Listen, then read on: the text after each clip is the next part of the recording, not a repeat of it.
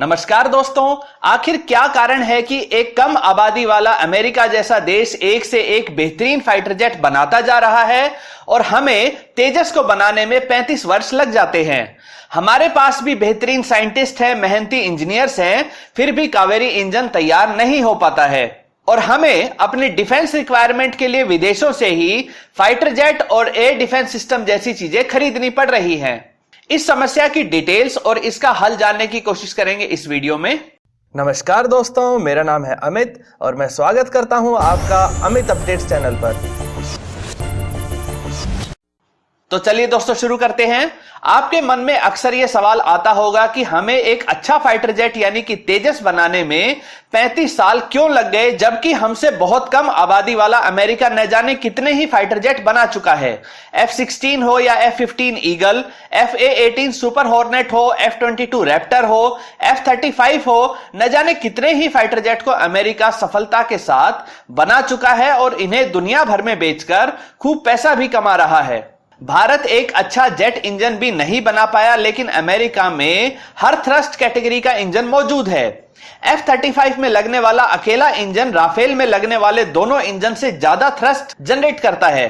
अगर हम ये अंतर को समझना चाहते हैं तो हमें उनकी प्रोसेस को समझना होगा।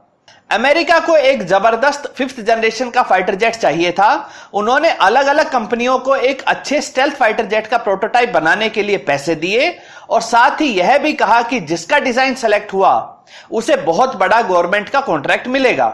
लॉकहीड ने YF-22 नाम से प्रोटोटाइप बनाया तो नॉर्थरोप ने YF-23 नाम का डिजाइन बनाया।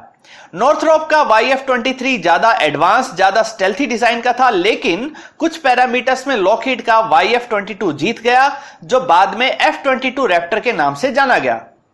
अमेरिका ने प्राइवेट सेक्टर को इंसेंटिव दिए डिजाइन और प्रोटोटाइप बनाने के लिए और गारंटीड कॉन्ट्रैक्ट दिए। ऐसे ही जब एक हल्के सिंगल इंजन के एडवांस स्टेल्थ फाइटर जेट को चुना जाना था जो एयरफोर्स, नेवी और मरीन के लिए एक ही डिजाइन वाला हो, तो यहां भी इसी प्रोसेस को अपनाया गया। फिर से शुरू में ही इंसेंटिव के रूप में एक बड़ी रकम प्राइवेट सेक्टर की कंपनियों को दी गई ताकि वे एक अच्छा और एडवांस्ड 5th जनरेशन का सिंगल इंजन वाला फाइटर जेट का प्रोटोटाइप बनाकर पेश कर सकें। बोइंग कंपनी ने X-32 बनाया जो था तो बेहतरीन, स्टेल्थी भी था और अमेरिकी गवर्नमेंट के द्वारा दिए गए सभी पैरामीटर्स को पूरा भी करता था। इसी तरह लॉकहीड ने भी X-35 बनाया जो देखने में X-32 की तरह ही स्टेल्थी और बाकी सभी पैरामीटर्स को पूरा करता था। प्राइवेट सेक्टर को इंसेंटिव देते रहने के कारण अमेरिका में जबरदस्त डिफेंस इंफ्रास्ट्रक्चर है, डिफेंस का एक बड़ा इकोसिस्टम मौजूद है। अमेरिका को जो रिक्वायरमेंट होती है उसके लिए एक से ज्यादा बेहतरीन ऑप्शन मिलते हैं, जैसे F-22 के साथ ही YF-23 का ऑप्शन था। फिर अमेरिकी डिफेंस एक्सपर्ट सारे पैरामीटर्स को ध्यान में रखते हुए किसी एक को चुनते हैं और ऐसे ही बेहतरीन फाइटर जेट्स होने की वजह से दुनिया पर अमेरिका राज करता है। हमारे यहां यानी कि भारत में हम क्या प्रोसेस अपनाते हैं? हम प्राइवेट सेक्टर को तो डिफेंस के क्षेत्र से दूर ही रखते हैं और सरकारी कंपनियां जैसे कि हिंदुस्तान एरोनॉटिकल लिमिटेड यानी कि HAL, जहां सुबह 9 से शाम 5 बजे तक काम करने का ही रिवाज है, उन्हें कॉन्ट्रैक्ट देते हैं। कोई टाइमलाइन सेट नहीं करते हैं। 35 साल लग जाते हैं एक अच्छे फाइटर जेट यानी कि तेजस को बनाने में, तो भी कोई बड़ी बात नहीं समझी जाती, लेकिन प्राइवेट सेक्टर को पनपने नहीं दिया जाता।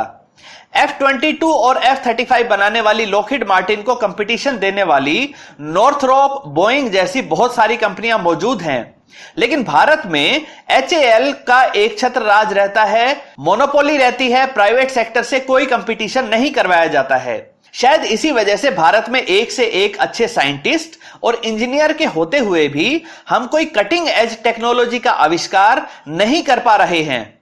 एक अच्छा इंजन बनाने में 30 वर्ष लगा दिए, लेकिन कावेरी इंजन तैयार नहीं हो पाया। अभी हाल ही में अमेरिका को 2022 से 2026 के बीच में लगभग 25 सैटेलाइट को अपनी मिलिट्री की जरूरतों के हिसाब से लॉन्च करना है। फिर वही प्रोसेस अपनाई जा रही है। 4 बड़ी रॉकेट कंपनियों को इंसेंटिव दिए गए हैं और विजेता कंपनी को 60% और रनर अप कंपनी को 40% सैटेलाइट लॉन्चेस का कॉन्ट्रैक्ट दिया जाएगा। अब वहां की प्राइवेट कंपनियां दिन रात एक करके एक से एक बेहतरीन टेक्नोलॉजी वाले रॉकेट व इसके इंजन को तैयार करने में लगी हुई हैं। इसलिए इस बात की पूरी संभावना है कि यह रॉकेट लॉन्चिंग का पूरा कार्यक्रम समय से ही पूरा होगा।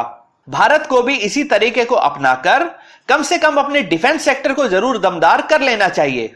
दोस्तों, आपकी राय में क्या प्राइवेट सेक्टर में इंसेंटिव देने से भारत में भी लॉकहीड मार्टिन, बोइंग, जीई जैसी कंपनियां तैयार हो सकती हैं या नहीं? और क्या हमें HAL जैसी कंपनियों के सहारे ही आगे बढ़ते रहना चाहिए? अपनी राय कमेंट सेक्शन में जरूर बताइए।